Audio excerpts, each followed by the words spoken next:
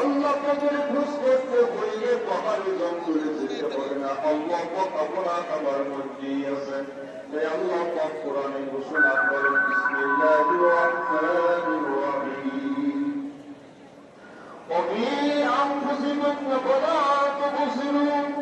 হে আমার বান্দা সকল, আমার নিদর্শন তোমাদের মধ্যেই আছে, তোমরা কেন তালাশ করো না? তাই আমাকে পাও না।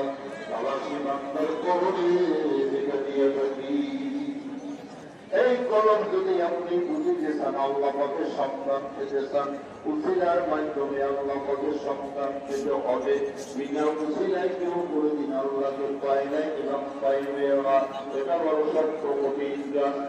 শক্ত কঠিন কাজকে সহজ করার জন্য আল্লাহ পাক কোরআনে ঘোষণা করেন, বিসমিল্লাহির রাহমানির রাহিম, ইয়া أيها الذين آمنوا اتقوا الله وابتغوا إليه الوسيلة।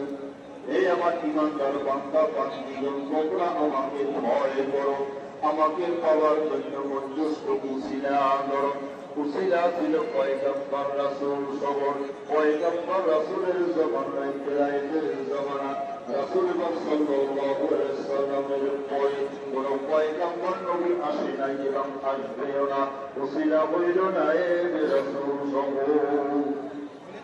তার মধ্য থেকে সর্বশ্রেষ্ঠ উসিলা হইল আমার পীর দস্তগীর, আমাদের ইল্লাহ, আমাদের দয়াল খাজা বাবা আল্লামা শামসুদ্দিন সৈয়দ ফরিদ পুরী কুদ্দুস রুহুল আজিজ দয়াল পাক কদম মোবারক আদম কুদ্দি মোহাম্মদ সাহসের সাথে তেনার পাকের সাথে দিল মিশাইয়া মহিয়ান করিয়া মাহবুব মাওলাকে তিন নাম করে ডাকেন, ইয়া আল্লাহ।